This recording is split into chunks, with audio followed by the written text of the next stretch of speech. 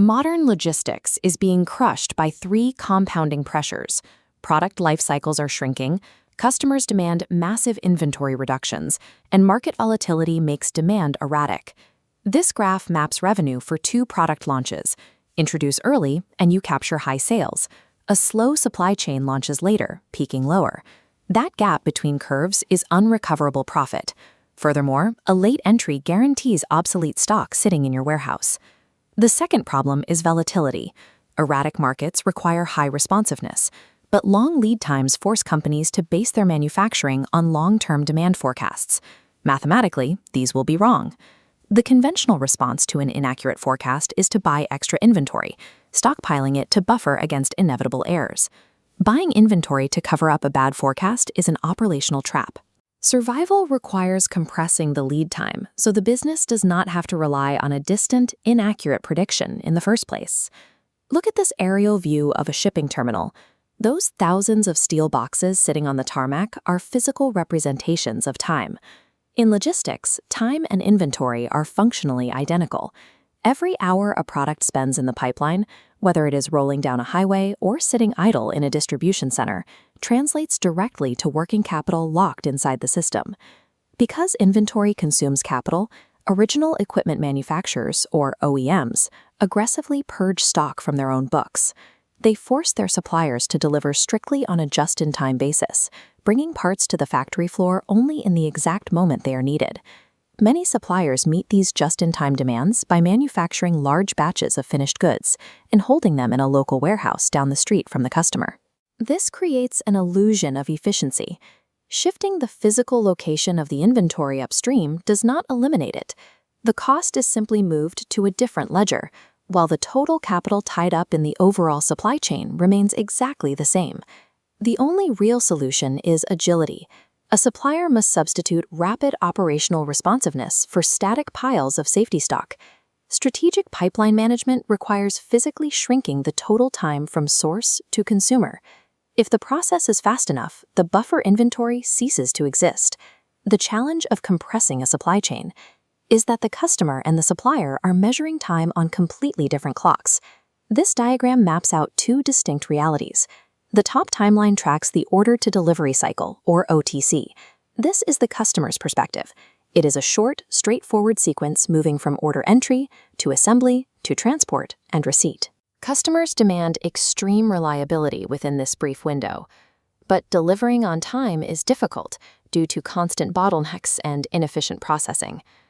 To guarantee that delivery, the supplier operates on the bottom timeline.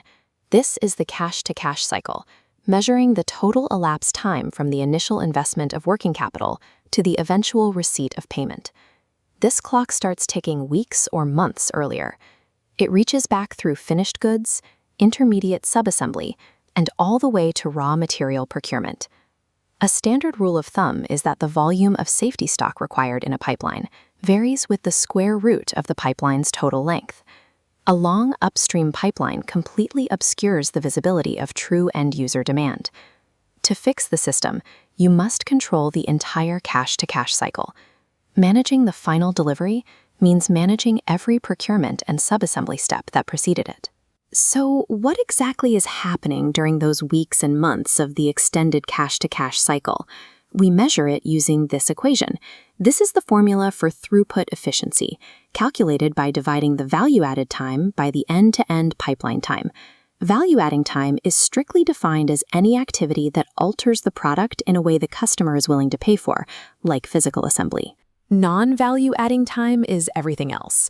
Waiting in a queue, repositioning pallets in a warehouse, or sitting as static inventory. These actions add cost but no benefit. In many modern supply chains, throughput efficiency sits below 10%. Take a look at this area graph mapping a real-world pharmaceutical supply chain. The total end-to-end process took 40 weeks. That razor-thin spike on the far left represents the entirety of the value-added time, exactly 6.2% of the total cycle.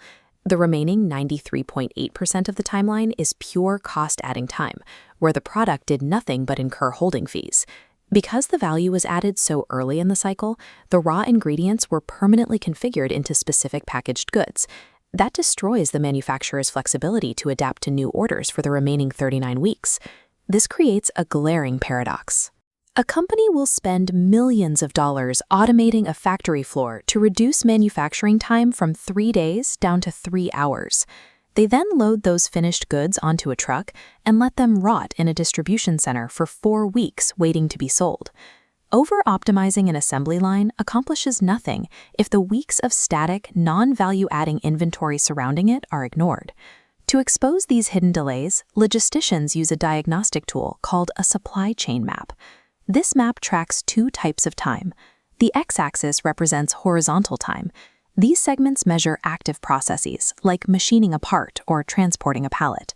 Horizontal time determines exactly how fast a production system can ramp up to meet a spike in demand. The y-axis tracks vertical time. These lines represent the gaps between active processes. Vertical time is static inventory. During these spikes, absolutely nothing is happening to the product. It is sitting on a shelf, accumulating cost. The sum of the horizontal process time and the vertical static time gives you the pipeline volume. A perfect system operates on a 1-to-1 ratio. 1 day of active process time requires exactly 1 day of inventory to cover it. If your map reveals massive vertical spikes, dwarfing your horizontal progress, your pipeline is choking. The delays are usually self-inflicted, caused by rigid administrative review periods, fixed forecasting cycles, and forced batch quantities. A massive pipeline volume carries a severe existential risk, particularly in volatile or fashion-driven markets. If the market suddenly turns, that volume represents the time needed to drain the system of obsolete inventory. Strategic lead time management systematically crushes these vertical pillars, targeting the administrative blockages at the interfaces between departments. Keep in mind, a multi-component product is only as fast as the slowest item in its bill of materials. A single delayed shipment of raw plastic can add 3 weeks to the total pipeline volume. Total system speed is not achieved by turning the machines up to a higher RPM. It is achieved by ruthlessly eliminating the vertical time where materials stand still. Global supply shocks and aggressive low-cost competitors turn static inventory into a liability. Holding inventory is a vulnerability, not a defense. This graph displays the traditional trade-off curve between service and cost. For decades, companies chose between cheap, slow inventory or expensive, fast delivery. Redesigning the pipeline for agility breaks that curve, achieving simultaneous cost reduction and service enhancement. A zero lead time supply chain is a physical impossibility, but compressing that timeline as close to zero as the laws of physics will allow is a business necessity.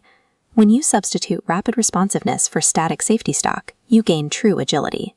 You insulate your capital from bad forecasts, and you master the brutal physics of time-based competition.